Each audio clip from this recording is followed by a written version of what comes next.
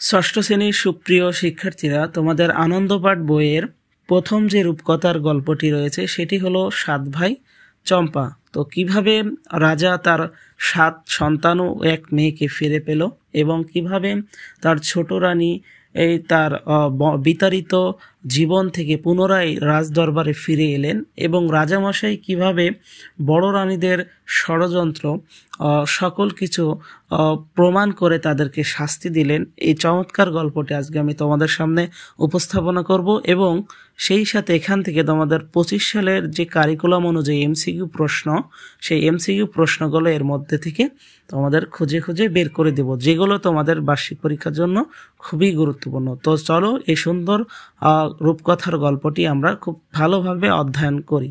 গল্পের শুরুতেই একটি সুন্দর দৃশ্যপট আমরা দেখতে পাবো, যেখানে রাজামশাই একটি গাছের সামনে দাঁড়িয়ে কি যেন তুলতে যাচ্ছে। তো চলো আজকে আমরা এই গল্পের মধ্যে শুরুতে জেনে নিই যে একটি রাজ্য ছিল, যে রাজ্যে রাজার 7টি স্ত্রী ছিল, অর্থাৎ 7টি রানী ছিল। এই রানীগুলোর মধ্যে একটি সমস্যা ছিল, সেটি হলো রাজার যে বড় রানীগুলো ছিল এই সবাই খুবই অহংকারী ছিল।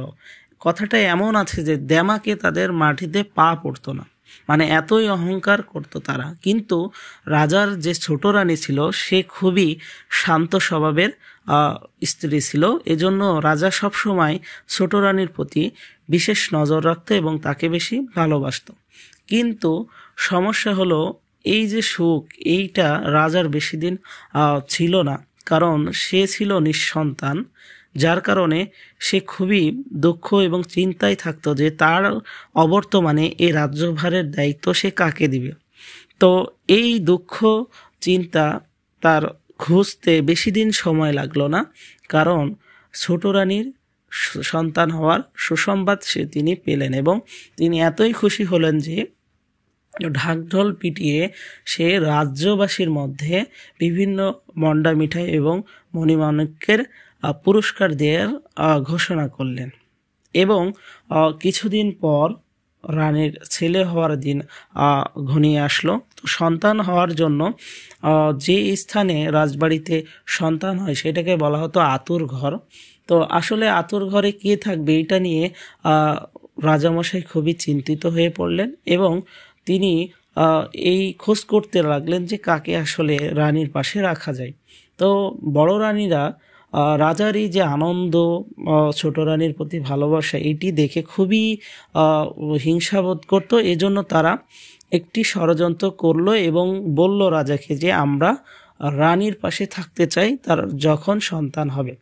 তো কথা মতো রাজামশাই তাদের ষড়যন্ত্র না বুঝতে পেরে তাদেরকে সেখানে যাওয়ার অনুমতি দিলেন এবং তিনি ছোট রানীর কোমরে এবং তার কোমরে একটি সোনার শিকল পরিয়ে নিলেন, যে যখন ছোট রানীর সন্তান হবে বড় রানীদের বললেন যে শিকল ধরে যেন টান দেয়, ফলে যাতে সে রাজসভা থেকে বুঝতে পারে যে এখন সন্তান হয়েছে এবং তখন সে সন্তান দেখার জন্য যাবে।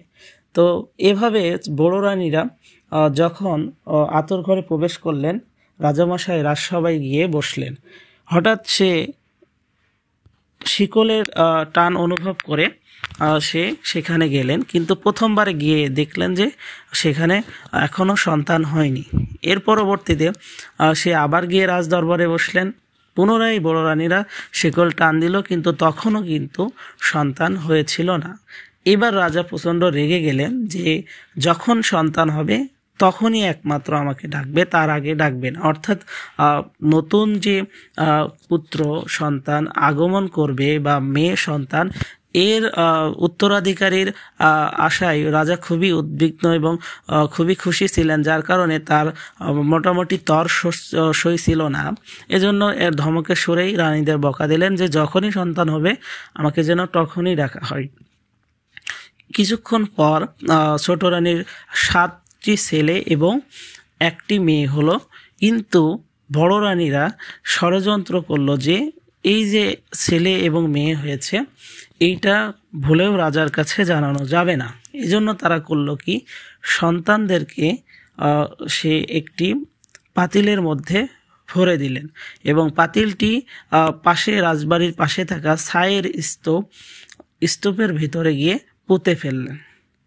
এবং রানী যখন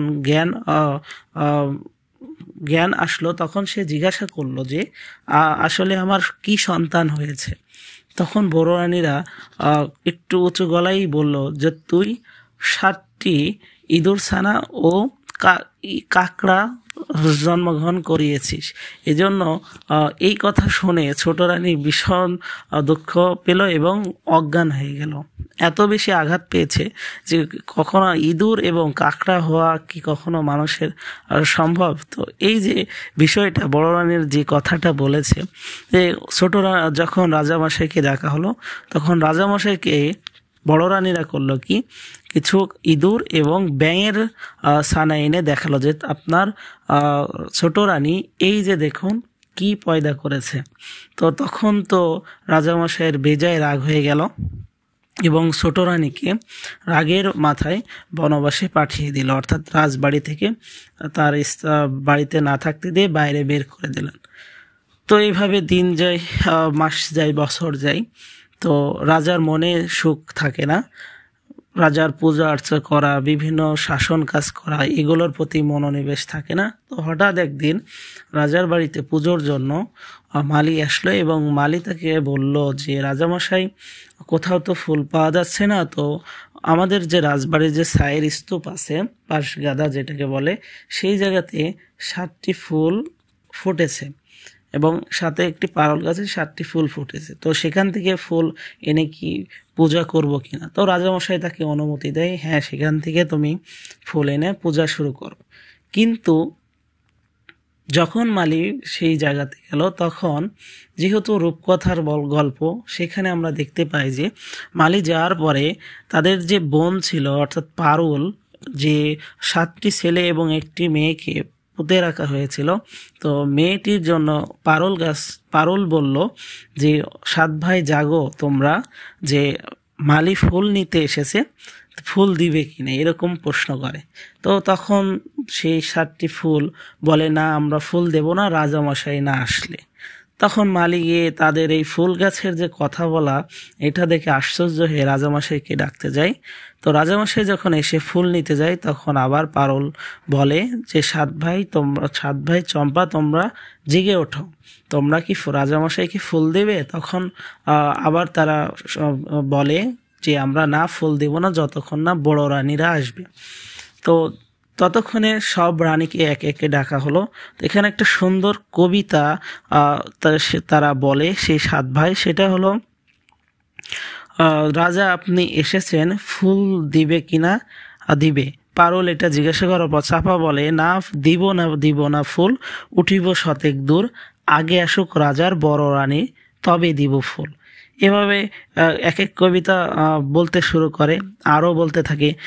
আবার যখন বড় রানী আসে তখন বলে না, দিব না ফুল, উঠিব শতেক দূর, আগে আসুক রাজার মেজ রানী। এভাবে প্রত্যেকটা রানীকে ডাকা হয় এবং সবশেষ যখন সব রানীকে ডাকা হয় তখন তারা বলে ওঠে যে না দিব ফুল, উঠিব শতেক দূর, যদি আসে রাজার ঘুটে কোরানো দাসী। এখানে ঘুটে কোরানো দাসী বলতে রাজার ছোট রানীকে বোঝানো হয়েছে, যে রাজবাড়ি থেকে বিতাড়িত হয়েছিল। তো তাকেও ধরে নিয়ে আসা হলো।